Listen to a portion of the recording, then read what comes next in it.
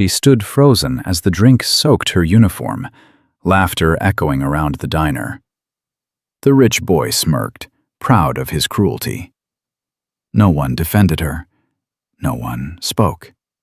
Then, from the back of the room, a man with inked arms and cold eyes slowly stood up.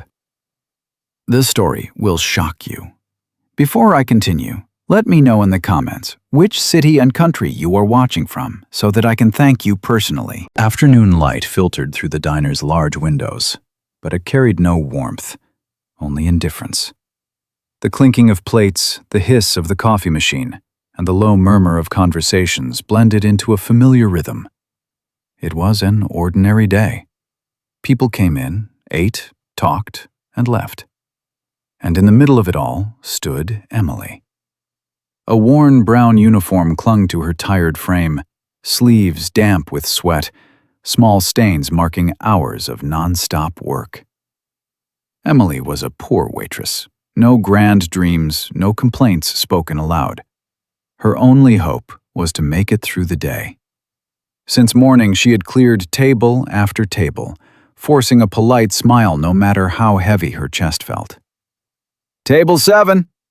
The voice came from the counter. Emily nodded immediately, picked up the glasses, and walked forward. She already knew who was sitting there. A young man dressed in expensive clothes, confidence dripping from every careless movement.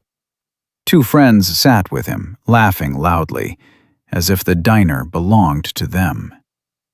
"This coffee's cold," the young man said, swirling the glass with mock annoyance. "I'll replace it right away, sir," Emily replied softly. She had just turned when, splash! The cold drink poured over her head and shoulders. For a brief moment, everything stopped. Time itself seemed to freeze. Emily's eyes shut tightly. Her body stiffened as the liquid soaked into her hair and uniform, dripping onto the floor. Laughter exploded around her, sharp and cruel. "Oh, my bad," the young man said, grinning. "Slipped." A few people in the diner looked up, startled, then quickly looked away. No one stood. No one spoke. Silence. The kind of silence that protects cruelty. Emily didn't scream. She didn't argue. She didn't cry. She lowered her head. In that instant, she thought of her mother lying sick at home. The unpaid rent flashed through her mind, the countless days she had swallowed her pride just to survive. She had learned something early in life. Tears were seen as weakness. "Clean yourself up," the young man added casually, as if speaking to an object. Emily's hands trembled as she reached for a towel. Her fingers shook, but her face remained still. She wiped her hair, her uniform, her dignity, piece by piece. What she didn't know was this: someone was watching. At the back of the diner sat a man who hadn't touched his food. Broad shoulders, arms covered in dark tattoos, his presence heavy even in stillness. His expression was unreadable, but his eyes were locked on Emily. He was a Hell's Angel.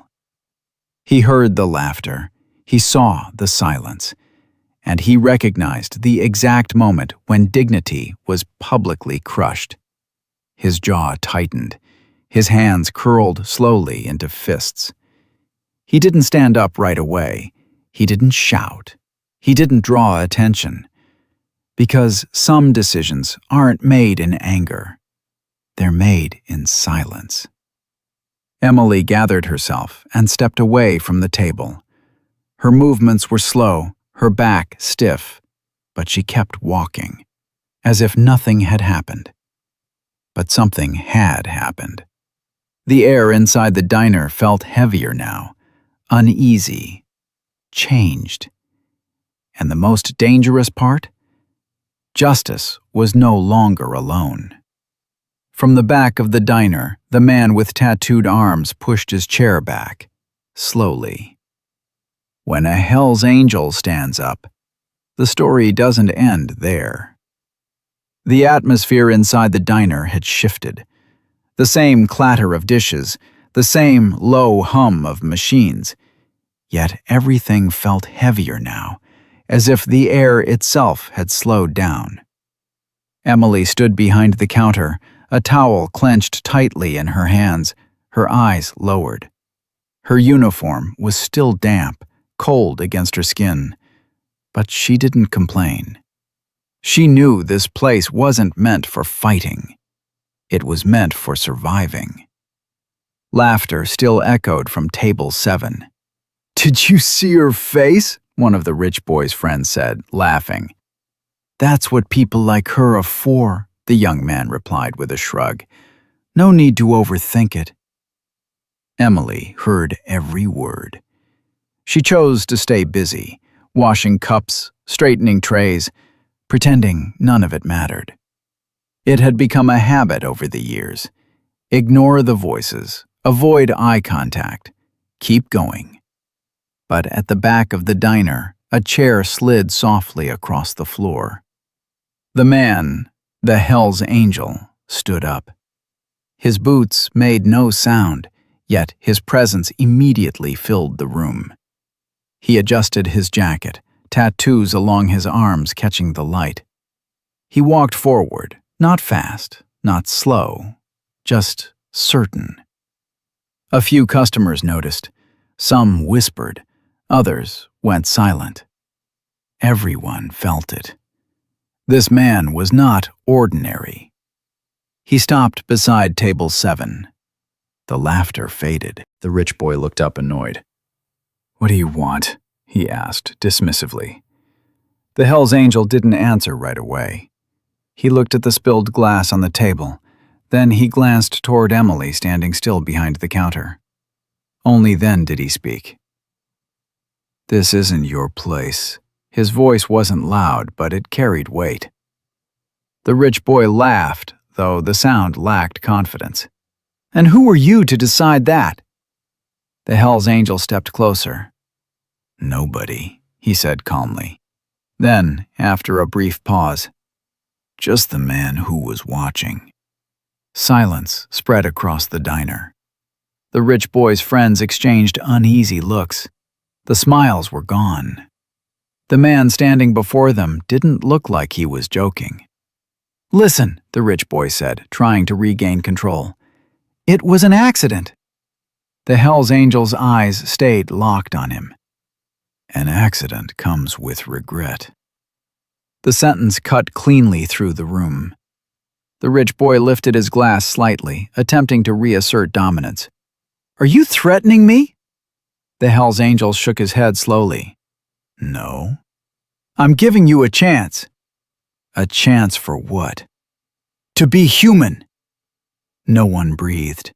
Someone reached for a phone, but didn't press record. Some moments weren't meant to be filmed. They were meant to expose people. Emily looked up without realizing it. Her heart was pounding, not just with fear, but with disbelief. Someone was standing up for her, quietly, without demanding anything in return. The rich boy scoffed.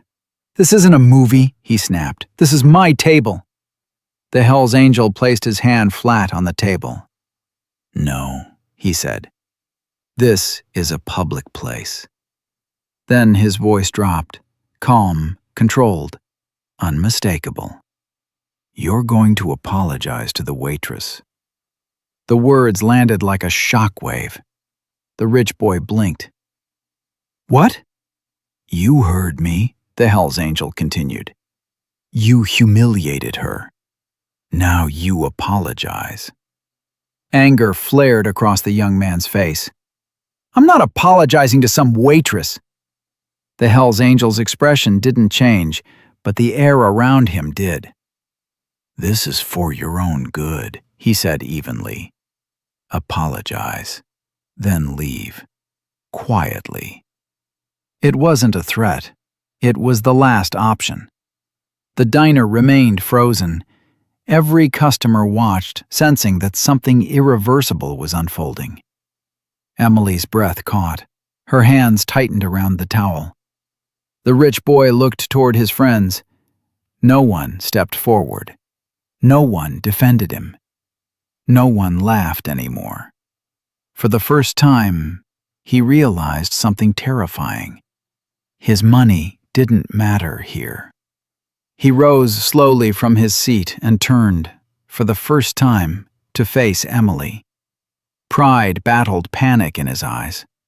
This was the moment. Apology or public collapse? And the choice he made next would decide how this story truly unfolded. The diner felt frozen. The young man stood there. Emily stood across from him. Between them, silence, heavy and unavoidable. His hands trembled before he shoved them into his pockets.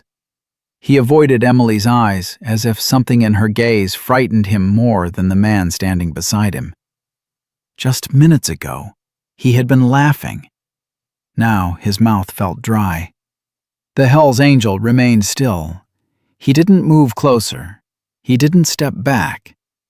Because this moment wasn't about force. It was about choice. The young man took a sharp breath. I didn't mean to, he muttered. It wasn't an apology. It was an excuse. The Hell's Angel tilted his head slightly. Intent isn't the problem, he said calmly. Impact is. Emily lifted her eyes for the first time and looked directly at him. No fear, no pleading. That was what unsettled him the most. His friends had already retreated. One pretended to check his phone, another stared at the floor. He was alone now, just as he had left Emily alone moments earlier. Say it, the Hell's Angel said quietly but firmly. Say it clearly. A vein pulsed in the young man's neck. He looked around the diner, at the watching faces, the silence that no longer protected him, and then back at Emily. I'm sorry, he said. The words were barely louder than a whisper, but everyone heard them. Emily didn't respond right away. She wanted to feel the moment, to understand what it felt like when someone powerful had to face her as an equal. Then she spoke. I didn't need your sympathy, she said softly. I needed respect. The young man lowered his head. For the first time, he listened. The Hell's Angel stepped back slightly. Now leave, he said, and don't mistake silence for weakness again. Because strength doesn't always announce itself. The young man hesitated, as if wanting to say something more, then turned away. His friends followed quickly. The door opened, then closed. The diner breathed again. Someone cleared their throat. Someone took a sip of water. A quiet voice murmured, Good. Emily felt a strange release in her chest, as if a weight she hadn't known she was carrying had finally been set down. She hadn't won, but she hadn't lost either. That was the difference. The manager approached her slowly. Emily, if you want to. She shook her head gently. What I want, she said, is for no one to stay silent next time. The manager nodded. He understood. Something had shifted. The Hell's Angel picked up his jacket and walked to the counter. He placed money down, not hastily, not dramatically. Don't thank me, he said to Emily. Just don't ever think you're small. Emily nodded, a faint smile forming. I won't. He turned toward the door, then paused. One more thing, he said without turning around. Silence isn't always weakness, but when speaking is necessary, staying quiet becomes a crime. Then he left. Emily stood there, heart pounding, not with fear, but with something unfamiliar. Power. That night when she got home, she stood in front of the mirror for a long time. Same face, same tired eyes, but something inside them had changed. She folded her uniform carefully, placed the towel in her closet, not in anger, not in shame, as a reminder. Because some moments don't exist to humiliate us. They exist to wake us up. And somewhere out there, a Hell's Angel had already done his part. But the story wasn't over. Because when a quiet person learns her voice, the world is forced to listen. The diner felt different the next morning. The same door, the same tables, the same smell of coffee. Yet something invisible had shifted, as if what happened the night before had soaked into the walls. Emily arrived on time, tied her apron, and took her place behind the counter. Her hands were steady now, but her mind was full of questions. Some customers smiled at her, some avoided eye contact, and a few whispered softly, "You did the right thing." The words were small, but they carried weight. Not every reaction was kind. The manager called her into the office. When the door closed, the silence became pressure. "Emily," he said carefully, "what happened yesterday?" "It's on video." Her stomach tightened. "Video?" "Yes." He turned the screen toward her. A short clip, laughter, the towel, the moment the rich boy apologized. "He comes from an influential family," the manager said quietly. "His lawyers have already reached out." Emily felt something twist inside her chest. "I didn't do anything wrong," she said, forcing steadiness into her voice. "I know," the manager replied, then paused. "But the system doesn't always stand with what's right." The truth of that settled heavily. By afternoon, the story had spread online. Some people supported Emily, some questioned her, and others, following old habits, placed the blame on her. "A waitress should know her place." The comment appeared again and again. Emily turned her phone off. She remembered the Hell's Angel's words. When speaking is necessary, staying silent becomes a crime. That evening, she sat alone on a park bench. He appeared without drama, the Hell's Angel. "You okay?" he asked simply. Emily nodded. "I'm learning how to be." He sat beside her.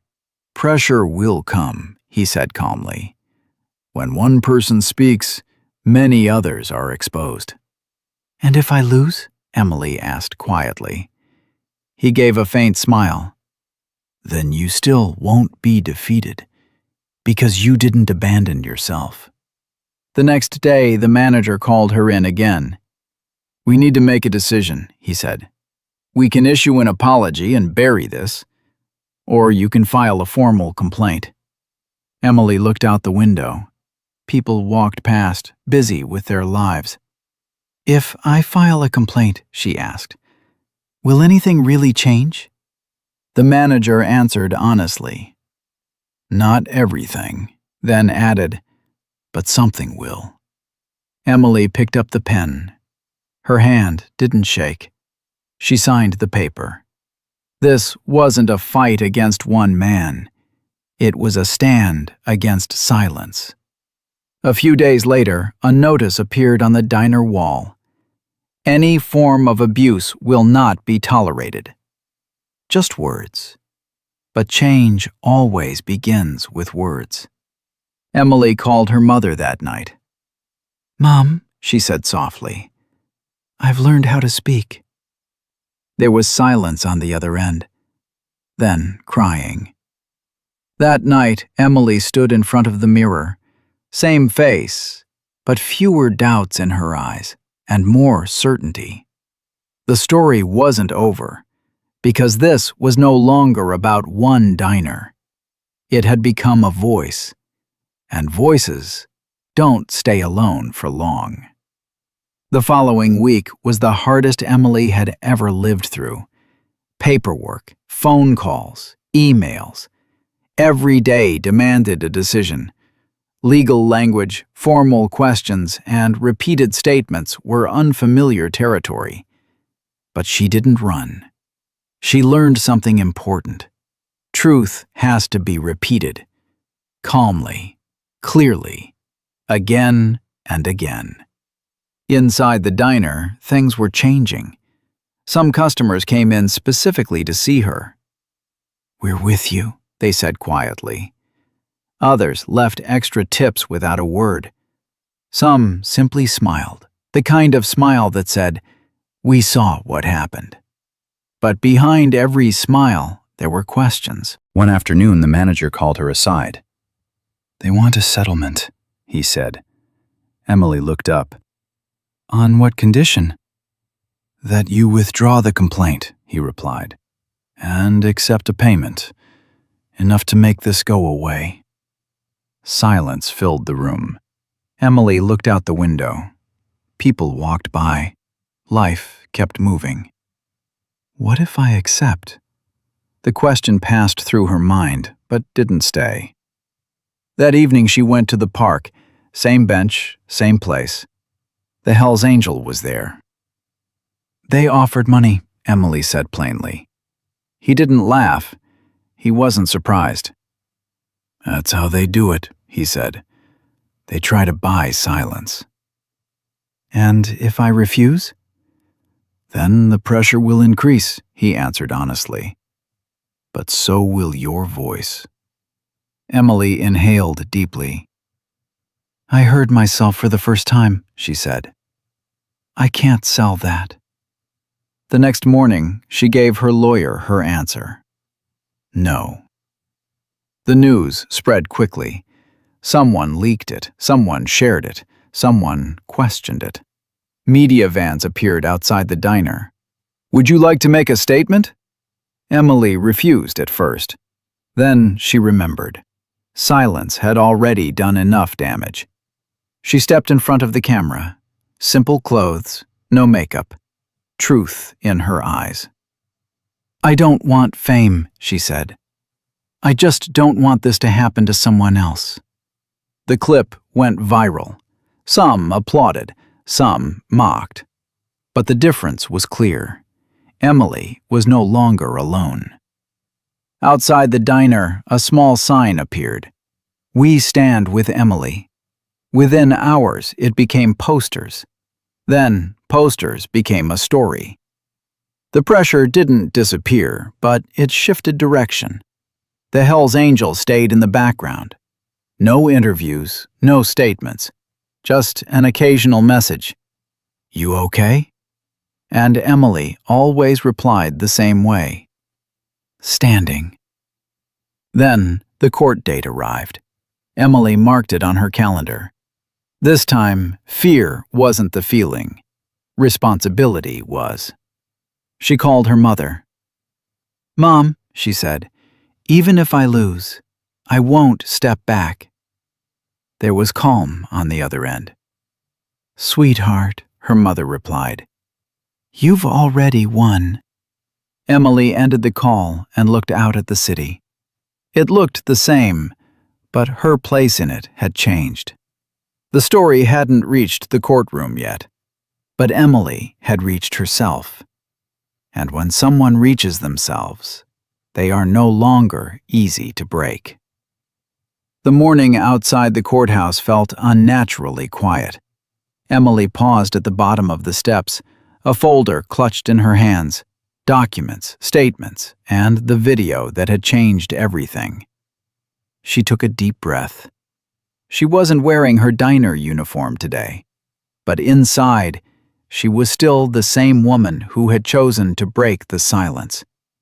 Cameras waited at a distance. No shouting, no chaos. Everyone seemed to understand. This wasn't a day for spectacle. It was a day for truth. Inside the courtroom, the atmosphere shifted. Wooden benches, high ceilings, rules framed on the walls. Emily took her seat. Across from her sat the young man's family, lawyers in tailored suits, faces full of practiced confidence. The judge entered. Proceedings began. The first witness was the diner manager. He stood, took the oath, and spoke plainly. "What's in the video is what happened. Emily didn't provoke anyone."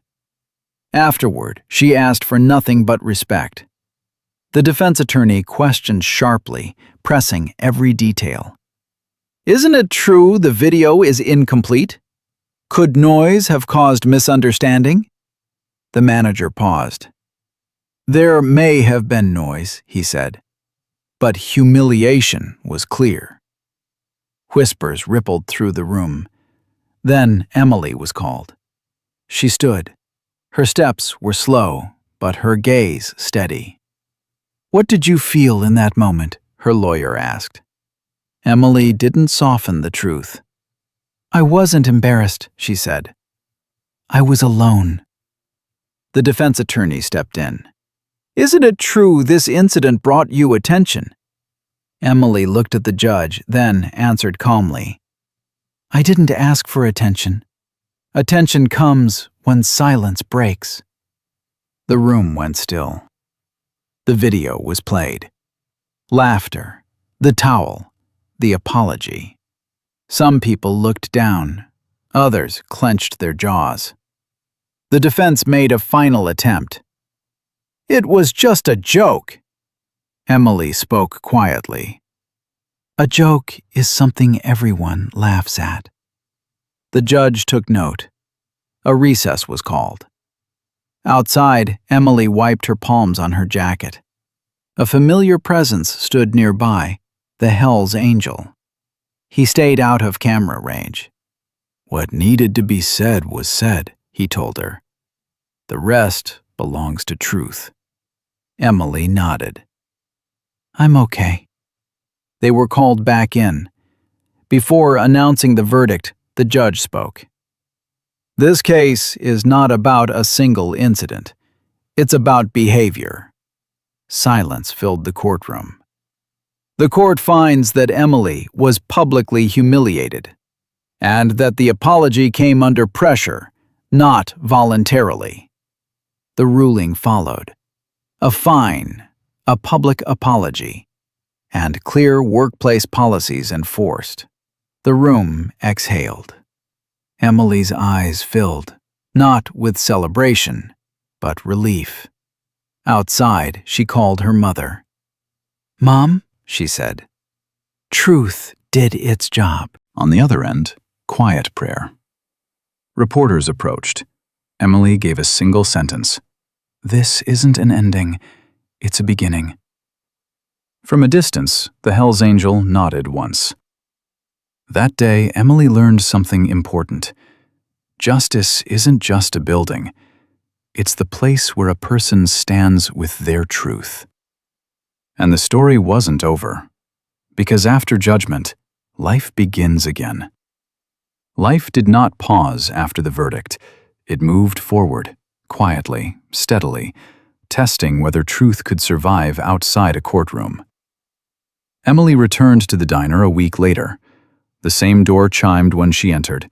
The same smell of coffee lingered in the air. But the looks were different now. People noticed her, not with curiosity, not with pity, but with recognition. A woman at the counter squeezed her hand. "My daughter works nights," she whispered. "Thank you." A man left a note with his tip. "Because you spoke." Emily folded the paper carefully and slipped it into her pocket. She had learned something important. Support didn't always arrive loudly. Sometimes it came in small, human ways.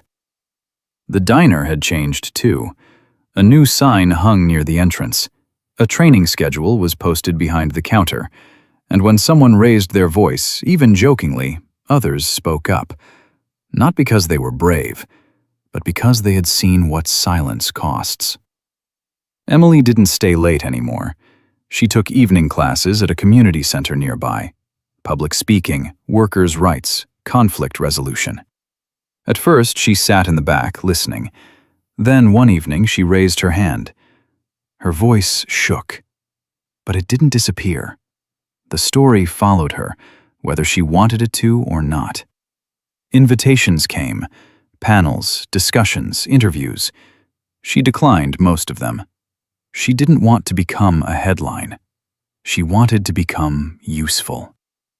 One afternoon, as she left class, she saw him again. The Hell's Angel stood across the street, leaning against his bike.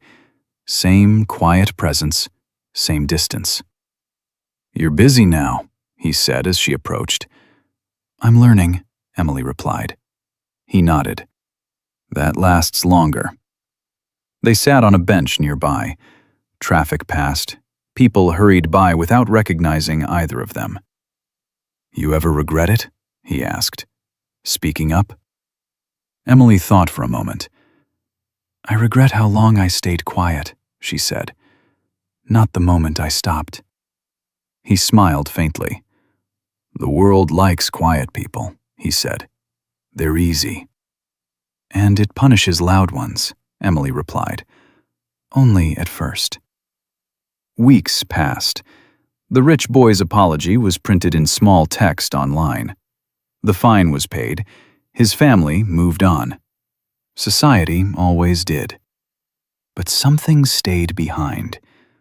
A young waitress stopped Emily during a shift. "I froze once," she said. "Now I won't." Emily understood then. This wasn't about winning. It was about passing something on. One evening, she stood alone in her apartment, packing boxes. Not because she was running, but because she was moving forward. A nonprofit had offered her a position, outreach coordinator. Not glamorous, not powerful, but real. She called her mother. "I think I found my place," she said. Her mother laughed softly. "You always had it," she replied. "You just stepped into it." On her last day at the diner, the staff gathered quietly. No speeches, no cake. Just hugs. The manager cleared his throat. "We learned from you," he said simply. Emily smiled. "So did I." Outside, she paused once more. The Hell's Angel waited across the street. He didn't cross over. "This is where I get off," she said. He nodded. "You don't need me anymore." She shook her head gently. "I never needed saving," she said. "I needed space to stand."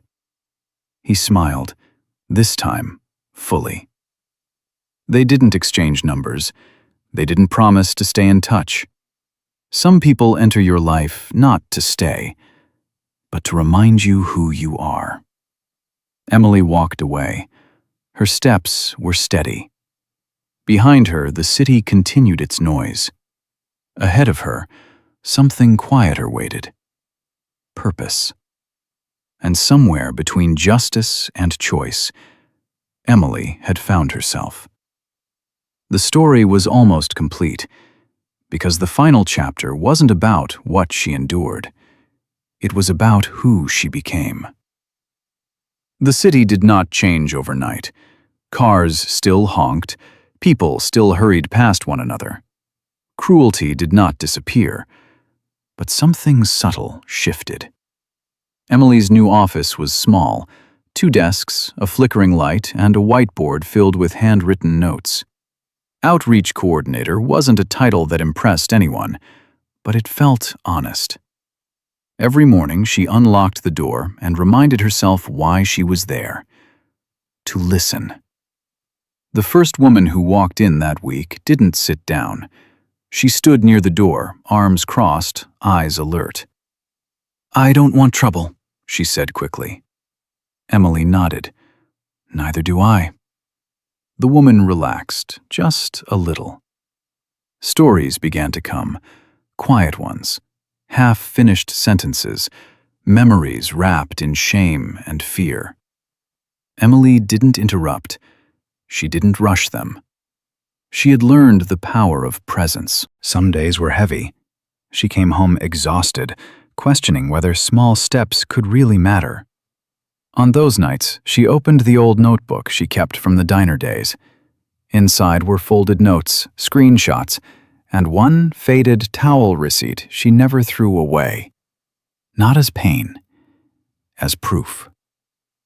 One evening, as she locked up the office, she noticed a motorcycle parked across the street. For a moment, her heart skipped. But it wasn't him. She smiled at herself. Some chapters close without goodbyes. Months passed. Emily was invited to speak at a local college, not as a viral story, but as a worker. She stood at the podium, hands resting calmly, voice steady. "I used to think strength was loud," she said. "Now I know it's consistent." The room stayed silent, not with fear, but with attention. Afterward, a young man approached her. "My sister works nights," he said. "Thank you for what you did." Emily nodded. "Just make sure she's not alone," she replied. That was all she ever wanted. Her mother visited that winter. They cooked together in the small kitchen, laughing when the soup boiled over. No speeches, no praise, just life, restored. One morning, Emily received an email with no subject line. One sentence inside. "I never said it properly. I'm sorry." There was no name. She stared at the screen for a long moment, then closed the laptop. Forgiveness, she had learned, didn't always require an answer. That afternoon, she walked past the diner. The sign was still there. The coffee machine still hissed. A new waitress stood at the counter, confident, alert. Emily didn't go inside. Some places are meant to be left behind, not in anger, but in gratitude. As the sun dipped behind the buildings, she sat on a bench across the street. Children laughed nearby. A busker played softly. The city breathed. Emily breathed with it. She thought of the moment that started everything. The spill, the silence. The man who stood up without shouting. She never learned his full story, and she didn't need to. Some people enter your life not to stay, but to interrupt the wrong moment, and then step back. Emily stood, adjusted her coat, and walked home. Her steps were unhurried. She was no longer running from humiliation or chasing justice. She was simply living, with her voice intact. And somewhere, in a diner she would never return to, silence had learned it could be broken. She never asked to be a symbol. She only asked for dignity. In a room full of silence, one voice stood up. Not with fists, not with rage, but with truth. And that truth changed more than a moment. It changed a system. It changed lives. Because real strength doesn't shout. It stands. And sometimes, all it takes is one person refusing to look away. If this story moved you, even a little, don't scroll past it. Like this video to support voices that deserve to be heard. Subscribe for stories that matter, not just entertain. Comment one word: respect. If you believe dignity is non-negotiable. Share this with someone who needs to know they are not alone. Because silence protects injustice, but stories like this can break it. Your support keeps these stories alive.